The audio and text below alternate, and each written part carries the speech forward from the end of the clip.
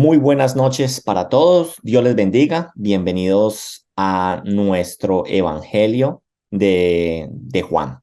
Estamos estudiando expositivamente el Evangelio de Juan y estamos en el capítulo 8 y estamos viendo una enseñanza a partir del versículo 48 al versículo 59, donde Jesús está dando el último testimonio o la última declaración acerca de sí mismo en la fiesta de los tabernáculos, acerca de quién es Él. Entonces, esta es la segunda parte. Ya vimos hace 15 días, estuvimos hablando los primeros versículos del 48 al 51, si no estoy mal. Y hoy vamos a continuar entonces estudiando este evangelio y gloria a Dios, hoy terminaríamos entonces con el capítulo 8. La semana entrante o nuestra próxima clase comenzaremos con el capítulo 9, donde vamos a estar hablando de Jesús sana a un ciego de nacimiento. ¿Listo? Vamos a ver entonces, vamos a hablar acerca de esta señal. Recuerde que el Evangelio de Juan nos trae señales que apuntan a que creamos en Cristo y que creyendo en Él, nosotros podamos obtener la salvación. Antes de iniciar, yo los quiero invitar a que hagamos una oración y yo quiero invitar a Faber Castro que me acompañe haciendo una oración para iniciar en el día de hoy. Bueno, Padre, la gloria, te damos gracias, Señor, por este tiempo, Señor, porque tú eres el que nos persuade, Señor, a aprender más de ti. Te pedimos, ayúdanos a comprender tus palabras, Señor, a que todo esto que aprendamos, Señor, derrumbe toda estructura humana en nuestra vida, todo paradigma, Señor, que eh, no sirve de nada, Señor. Por eso entendemos, Señor, que es solo por medio de ti, Jesucristo, Señor, que entendemos el valor de la vida, Señor, en ti, del por qué estamos acá, Señor. Gracias porque no te has dado vencido con nosotros, Señor, porque por todos los medios, Señor, intentas, Señor, traernos a la luz, Señor, a la vida, Señor, porque eso eres tú, Señor. Te damos gracias y nos quedamos en tu presencia. En el nombre de Jesús hemos orado.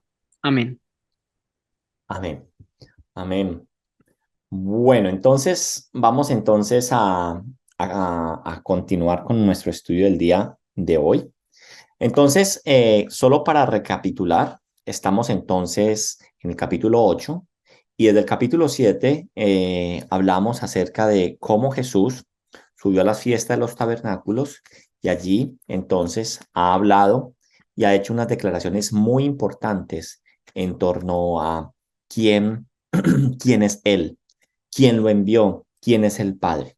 Entonces, hoy vamos a continuar con esta última declaración que él va a hacer en la fiesta de los tabernáculos. Esta fiesta comprende en los últimos 6 meses de la vida pública o del ministerio de Jesús aquí en la tierra. Estamos posicionados entonces en la fiesta de los tabernáculos, que es aproximadamente en esta época del año en Israel, ¿cierto? Y que la próxima Pascua sería entonces el día donde Jesús va a ser crucificado. Entonces, la última vez que estuvimos entonces estudiando acerca de las implicaciones que tienen el rechazo del mensaje y la persona del Señor Jesucristo.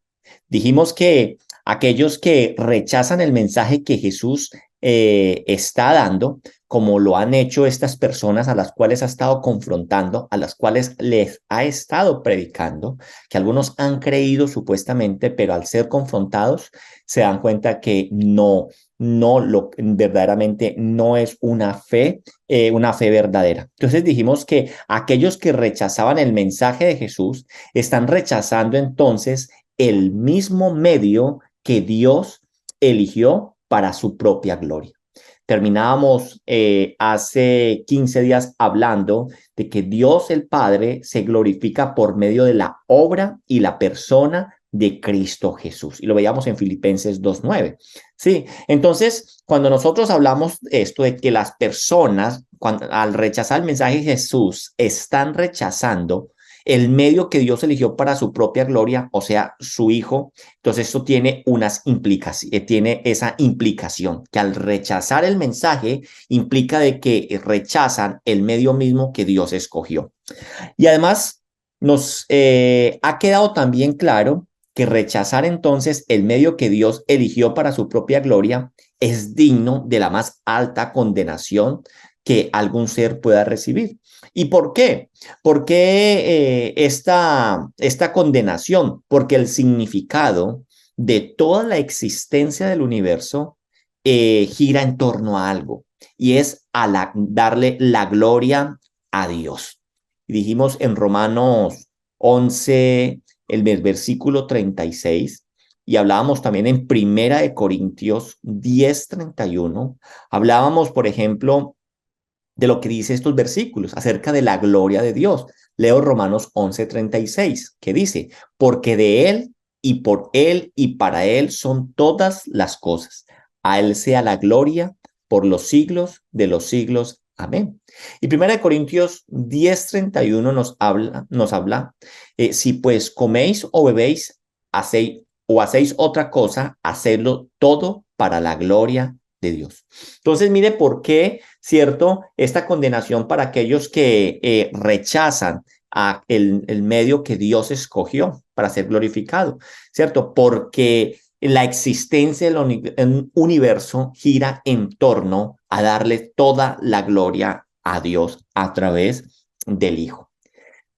Y entonces, esta implicación de estos hombres, esta es la implicación de todos los hombres, ¿cierto? Y de todas las épocas que ha pasado hasta el día de hoy, al rechazar el testimonio de su palabra. Es una palabra que Jesús está trayendo y es una palabra no adulterada y no cambiada. Y la verdad, entonces, está en torno a su persona. Están rechazando el medio, vuelvo y repito, que Dios eligió para su propia gloria. En otras palabras, al rechazar esto, están rechazando la verdad del evangelio, que es lo que usted y yo estamos llamados a predicar, hablar de las buenas nuevas que Jesucristo vino a predicar, aquellas buenas nuevas que traen las noticias de ese reino. Y al rechazar entonces el medio, rechazamos también la verdad del evangelio. Pero así como es grande la implicación de su rechazo, y dijimos que este rechazo es digno de la más alta condenación, dijimos que así como es grande las implicaciones de este rechazo, también es grande la implicación de su aceptación. Y por eso yo los invito a que usted lea Juan 8. Juan 8:51. Y en Juan 8:51, la palabra de Dios nos dice acerca de esa gran implicación de aceptar, ¿cierto? Ese medio elegido para su propia gloria de Dios. Dice Juan 8:51, de cierto os digo que el que guarda mi palabra nunca verá muerte. Está diciendo, qué lindo versículo. Entonces, cuando nosotros analizamos este versículo, nosotros tenemos que entender que aceptar la palabra de Dios es igual o equivalente a guardar la palabra de Dios. Y el guardar la palabra de Dios es equivalente a conocerla, aceptarla y vivirla. O sea, atesorarla para nosotros. ¿Y cuál es entonces la promesa para aquellas personas que aceptan la palabra de Dios, que guardan la palabra de Dios? La promesa es algo maravilloso. Y dice la palabra de Dios, nunca verá la muerte. Aquello a lo cual nosotros estábamos condenados por el pecado en el Edén, Cristo vino a removerlo, a quitarlo, y vino a darnos a nosotros entonces vida y una promesa que dice que de cierto os digo que el que guarda mi palabra, el que la conoce, el que la acepta, el que la atesora en su vida, nunca verá la muerte. Y esto que está diciendo Jesús aquí no es algo nuevo en el Evangelio de Juan. Es algo que él ya ha enfatizado y que en su momento nosotros también lo leímos cuando veíamos Juan 5:24. Si usted se devuelve unas hojitas ahí en su Biblia y lee Juan 5:24, La palabra de Dios nos dice a nosotros, de cierto os digo, mira lo que viene diciendo, muy parecido a cómo está este versículo 51 del capítulo 8. Dice, de cierto os digo, el que oye mi palabra y cree al que me envió, tiene vida eterna y no vendrá a condenación, mas ha pasado de muerte a vida. Entonces, esta es la gran promesa del evangelio, que el creyente no experimentará la muerte, pues el creyente ha pasado de muerte a vida al recibir y al creer en la palabra de Jesús. Querida iglesia, nuestra presencia física actual, tenemos que ser conscientes, terminará en algún momento, para todos, para los creyentes y para los no creyentes, pero en nuestra existencia no. Llegará el momento que cerraremos tal vez nuestros ojos, ¿cierto? O como dice la palabra, dormiremos, y al abrirlos nuevamente, nuestra realidad será la siguiente: o en la dulce presencia de Dios o en la terrible condición de condenación. Esa es la realidad. Sí, entonces el temor a la muerte no se da por la terminación de una presencia física, sino por el estado de separación de Dios y su ira en plenitud. ¿Sí? Entonces, los que estamos unidos a Cristo, no vamos a experimentar nunca jamás esto, porque hemos cambiado. El Señor nos ha traído de muerte a vida. Entendamos entonces que el creyente pasa no de la vida a la muerte, sino de la vida temporal, ¿cierto?, a la vida plena. Eso es lo que nosotros como creyentes tenemos que entender. Nosotros no estamos pasando de vida a muerte, y esto es muy bonito predicarlo o hablarlo, por ejemplo, en sepelios. Llevar a las personas que entiendan esto, que si el que muere es creyente, ¿cierto?, no está pasando de vida a muerte, sino de la vida temporal a la vida plena, allí a donde verdaderamente nos ha transportado Jesús a través de creer en su nombre. La palabra de Dios nos dice a nosotros: yo he venido para que tengan vida y la tengan en abundancia. Esa es la vida que trae Cristo, una vida, no una vida llena de financieramente, sino una vida que abundante, una vida plena. Y también hay otro versículo que nos dice, que lo dice Pablo: para mí el vivir es Cristo y el morir es ganancia. Al comprender estos versículos y aplicarlo con esto que estamos hablando, entonces, cuando hablamos acerca de que hay una gran recompensa, una gran implicación de la aceptación de las palabras de Cristo, es que pasamos de muerte a vida, ¿sí? Entonces, al nosotros entender esto, estas implicaciones inmensas que tiene al entender que si nosotros aceptamos o rechazamos el evangelio, o vamos a la dulce presencia de Dios, o estaremos en la terrible condición de condenación. Ahora, quiero enfatizar una implicación práctica con esto que estamos viendo hasta este momento. Entendamos, familia, que las personas deben conocer al Jesucristo de las Escrituras. Y aquí estamos hablando, cuando yo digo que una implicación práctica, una aplicación práctica, yo quiero tanto a los que lo rechazan como a los que lo aceptan. Entendamos entonces que las personas deben conocer al Señor Jesucristo de las Escrituras, del que habla la palabra de Dios. Por eso nosotros tenemos que sacar estos tiempos para escudriñar en la palabra, para nosotros mirar verdaderamente qué nos dice la palabra de Dios. De que solamente y que también usted no solamente se limite a lo que yo aquí les estoy diciendo, sino que ustedes mismos, por eso yo les digo, abra su palabra, vaya al versículo, que no es que yo lo estoy parafraseando, le estoy cambiando la forma. No, la idea es que nosotros estudiemos la palabra, y al estudiar la palabra usted y yo verdaderamente conozcamos al Señor Jesucristo de las Escrituras.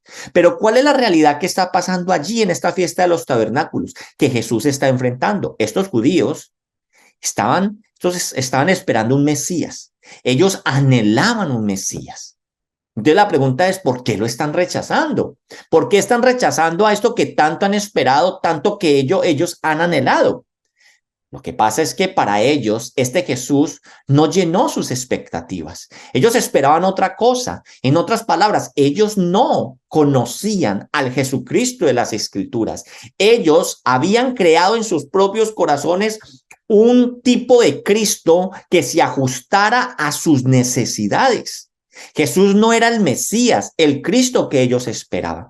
Y de la misma manera, ¿cierto? Miles de personas en el día de hoy dicen creer en Jesús, pero no en el Jesús de las Escrituras, porque han escuchado de otro tipo de Jesús que se acomodan más a sus anhelos y lo prefieren, se abrazan más a eso. Y eso es lo que pasaba en la época de Jesús. Pasaba en la época de Jesús y pasa hoy en día. Ellos se aferraban en aquella época a un Cristo que lo liberara de la opresión del Imperio Romano.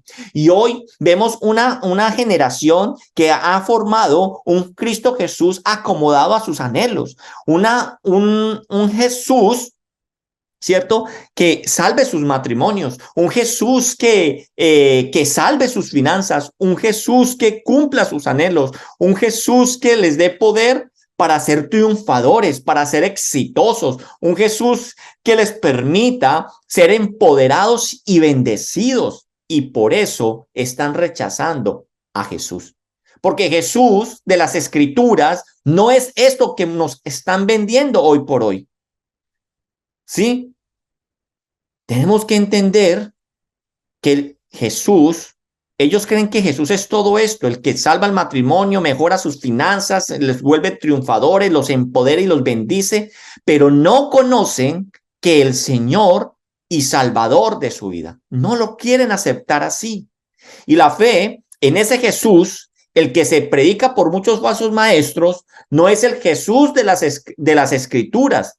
Y por mucha fe, querida familia, que nosotros le coloquemos a ese Jesús falso que nos están vendiendo, por mucha fe, por mucha confianza, por mucha devoción verdadera que nosotros podamos tener en este Jesús, no nos da la salvación, pues no es el Jesús verdadero, no es el Jesús del cual está hablando la Escritura.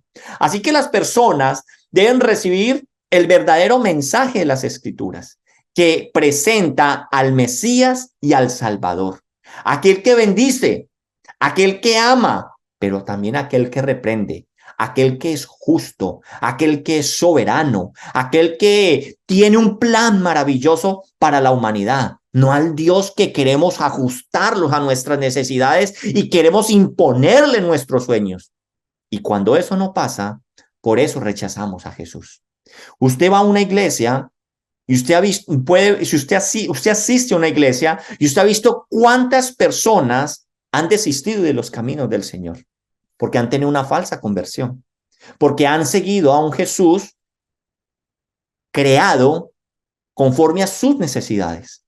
Y como no ha suplido sus necesidades, por ejemplo, el Jesús que les va a ayudar a tener los papeles en Australia, el Jesús que les va a ayudar a tener el IELTS perfecto, el Jesús que les va a ayudar a tener el trabajo para poder tener la puntuación para poderse quedar, volviéndolo aplicativo a nosotros.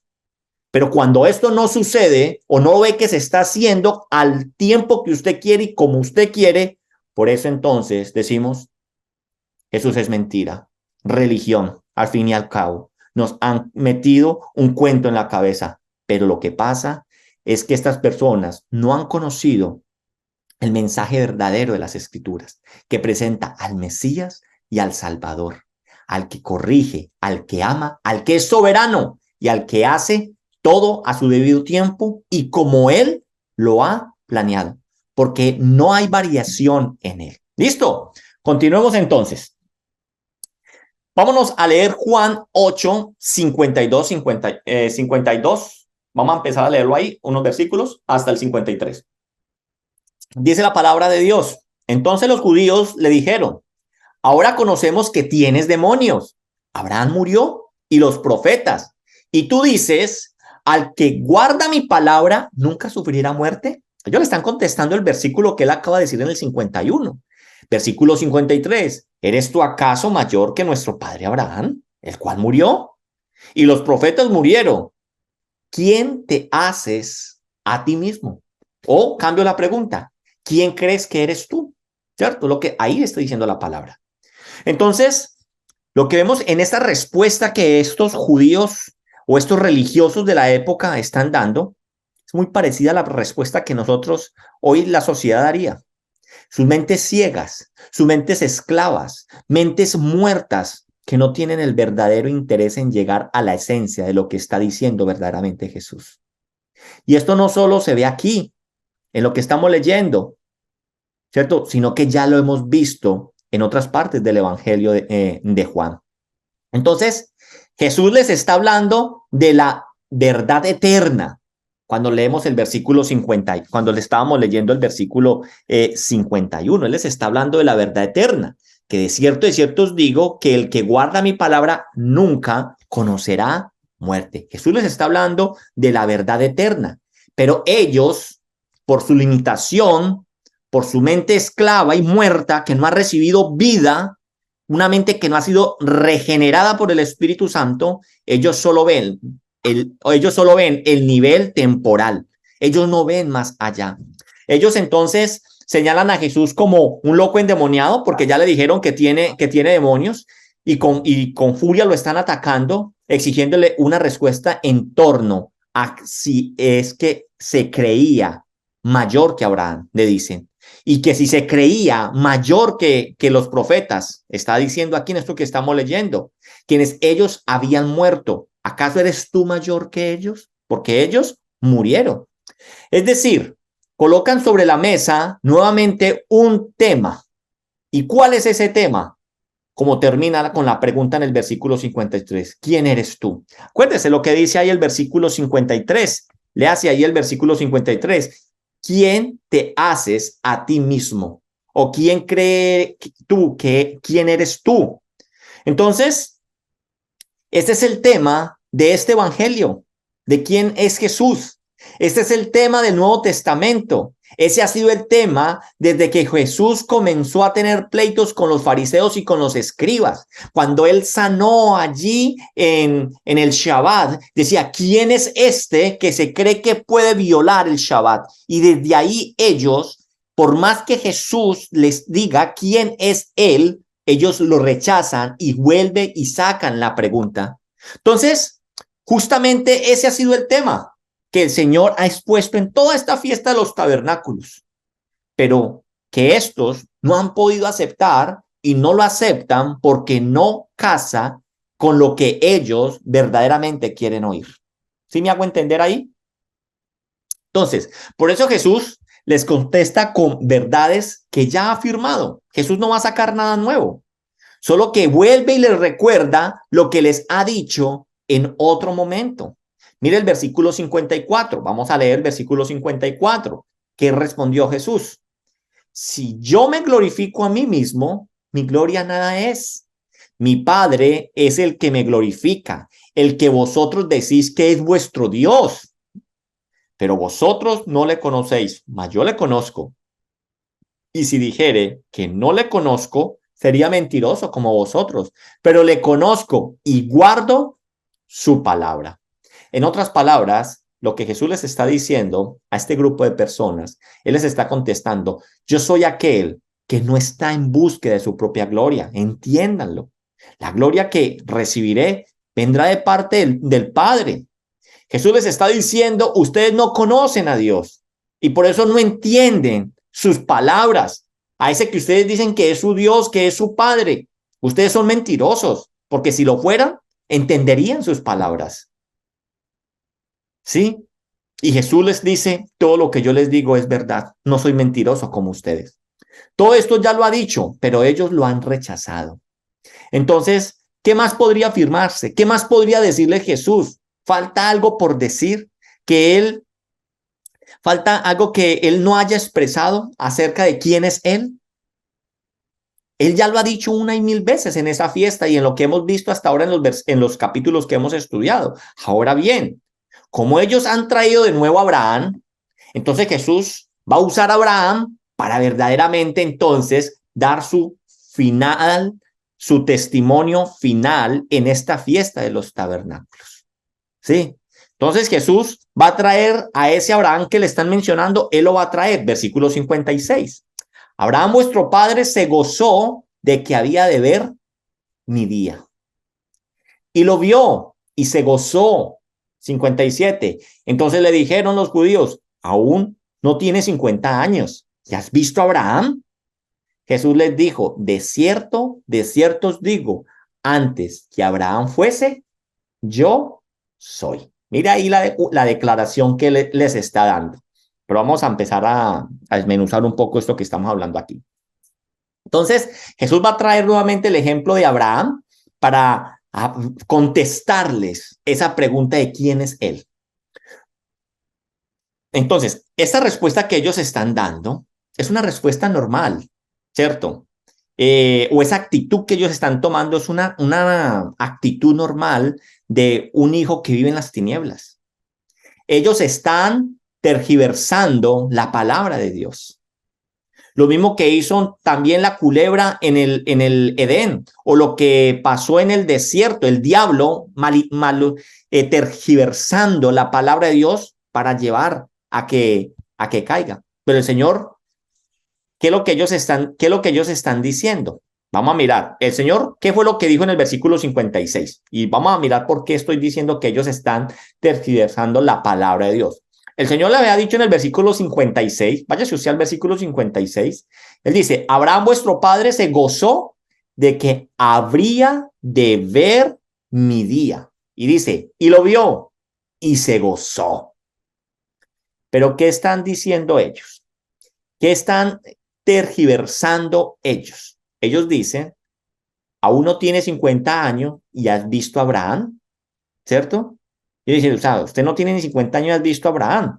En el versículo Jesús no dijo que había visto a Abraham, sino que Abraham había visto su día. Que Abraham había visto su día. Pero bueno, ojo, Abraham había vivido hace 2000 años. Sí. Entonces, ¿qué quiso decir el Señor con lo que estaba diciendo en este versículo? ¿Cuándo Abraham vio su día? Y ojo con esto para que no se me desconcentren en este punto. Abraham vio su día y se gozó, como está diciendo Jesús aquí. Abraham vio el día de Cristo cuando vio el cumplimiento de sus propias palabras. ¿Cuáles propias palabras? Váyase a Génesis 22, por favor. Génesis 22. Ahora la palabra de Dios ahí en Génesis 22. Bien, llegamos, listo. Entonces, vamos a mirar cómo Abraham vio el día de Cristo y dijimos que lo vio cuando vio el cumplimiento de sus propias palabras. Entonces, el Señor ordena, partamos de ahí, el Señor ordena a Abraham que sacrifique a su hijo Isaac, el hijo de la promesa, ¿sí? Entonces, en Génesis 22 del 7 al 8, vámonos del 7 al 8, dice, entonces habló Isaac a Abraham su padre y dijo, Padre mío. Y él respondió, heme aquí, mi hijo. Él le dijo, he aquí el fuego, la leña, mas ¿dónde está el cordero para el holocausto? Y mire lo que respondió Abraham. Por eso hablamos del cumplimiento de sus palabras, que él vio el día cuando vio el cumplimiento de sus propias palabras. Respondió Abraham, versículo 8, Dios se proveerá de cordero para el holocausto, hijo mío. E iban juntos. Entonces, ¿qué está hablando aquí Abraham en este versículo? Él está hablando de un sustituto que moriría por los suyos, ¿cierto? Un sustituto que moriría en vez de su hijo Isaac. Dios manda entonces a sacrificar a Isaac, el hijo de la promesa, pero ¿cómo puede ser si era la promesa de Dios? ¿Cómo se va a sacrificar si esa era la promesa? ¿Dios incumplirá entonces eso? Abraham confiaba en Dios. Y Abraham respondió a su hijo, Dios proveerá cordero para el holocausto. Dios se proveerá un cordero para el holocausto. Génesis 22, 13 y 14. Váyase al versículo 13 y 14. Entonces alzó Abraham sus ojos y miró, y he aquí a su espalda un carnero trabado en un zarzal por sus cuernos. Y fue Abraham y tomó el carnero y lo ofreció en holocausto en lugar de su hijo. Y llamó a Abraham el nombre de aquel lugar, Jehová proveerá. Por tanto se dice hoy, en el monte Jehová será provisto. Entonces aquí vemos una de los nombres que toma Dios, ese Jehová Jireh, que Dios proveerá. Y cuando nosotros leemos esto, cuando Abraham estaba diciendo, Dios se proveerá de cordero para el holocausto, ¿apunta a quién? A Cristo. Acá hay una sombra de la obra de Jesucristo. Apunta a Cristo. No hay otra cosa a través de lo que Abraham está diciendo ahí. El que iba a morir era ¿quién? Isaac. Pero Dios proveyó. ¿Quiénes eran los que tenían que morir en el Calvario? Nosotros. Pero ¿quién murió? El Cordero, ¿cierto? Que Dios proveyó. El que murió por nosotros, el Cordero de Dios que quita el pecado del mundo. Y para los hijos de Dios, ese es el más grande gozo que podamos recibir. Que Abraham, vuestro padre, se gozó de que había de venir mi día, dice Jesús, y lo vio y se gozó.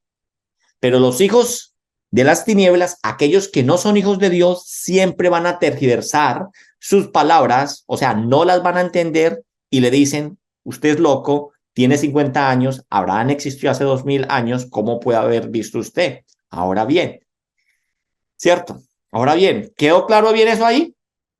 Cómo en el cumplimiento de sus palabras, Abraham llegó a ver el día del Señor, de que habría un sustituto para la promesa, ¿sí?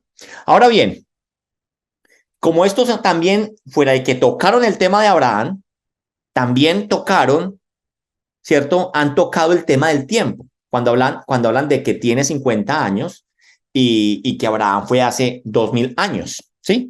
Entonces, como tocaron ese punto, ahora bien, como estos han tocado entonces este tema del tiempo en torno a quién era, ¿cierto? El Señor les va a responder con algo muy enfático. Lo hemos visto en otros momentos. De cierto, ¿cierto? Amén, amén, que antepone cuando viene una frase de gran importancia. Entonces el Señor decía, de cierto, como signo, no habían signos de ortográficos, ¿cierto? Y entonces se le coloca como una exclamación, eso era como una exclamación, como un signo de admiración, ¿cierto? Dice el Señor que les dice en el versículo 58, vámonos al versículo 58, dice, Jesús les dijo, de cierto os digo, antes que Abraham fuese, yo soy. Es lo que el Señor les está diciendo.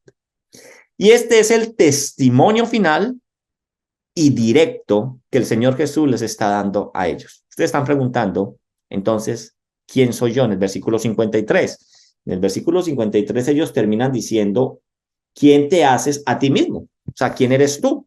Entonces, a la pregunta, ¿quién dices que eres? El Señor les va a responder, yo soy Dios. Eso es lo que Jesús les está respondiendo. Porque antes que Abraham fuese, yo soy. Él responde, yo soy Dios.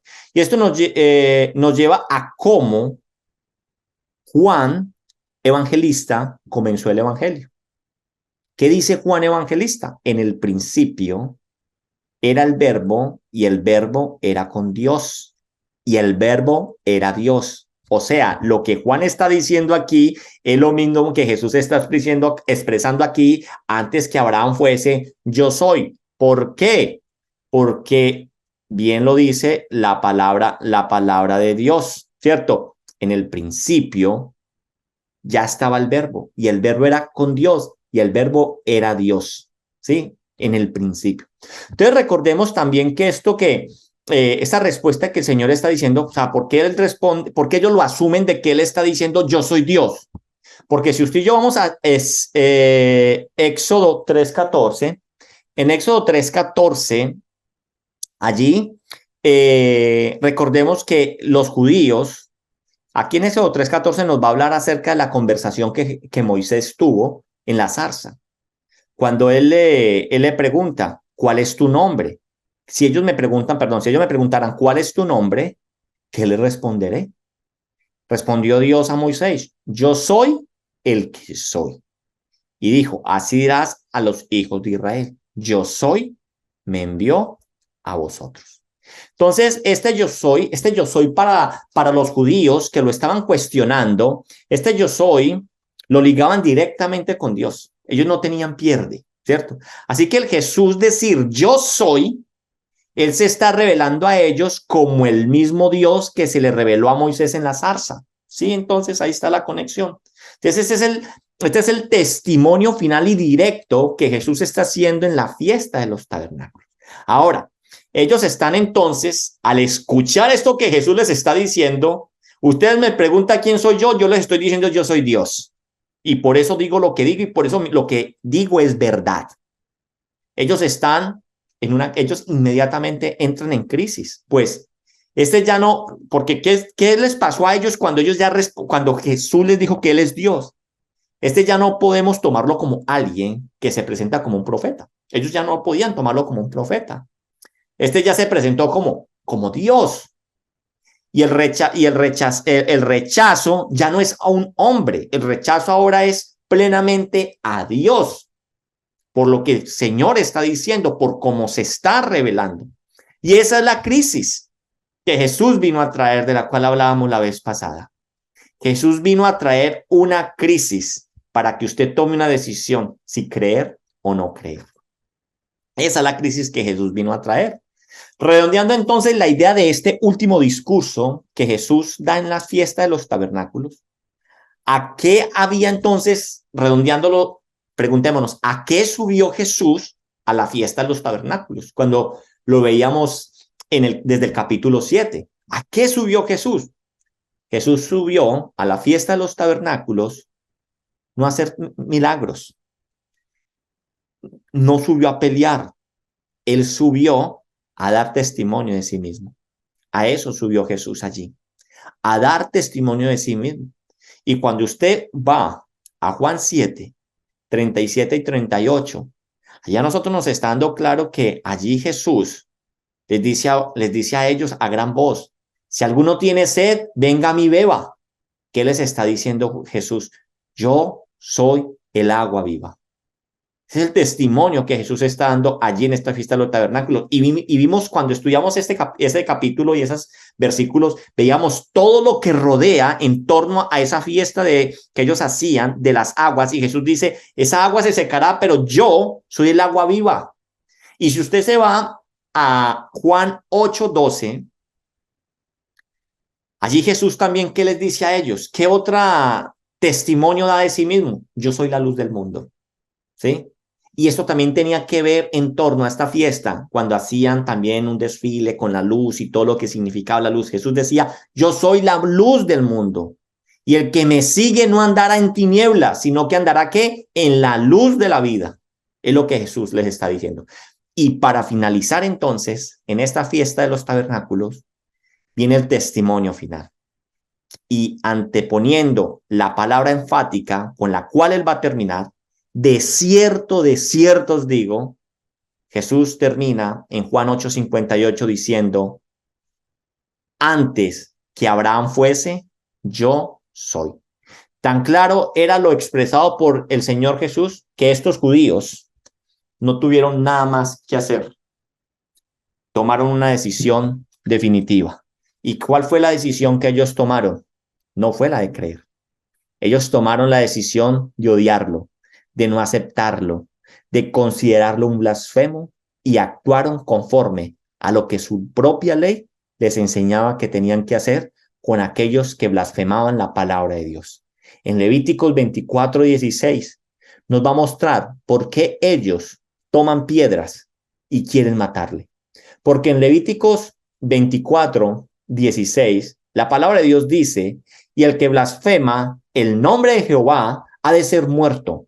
Toda la congregación lo apedreará, así el extranjero como el natural. Si blasfemare el nombre, que muera, dice la palabra de Dios.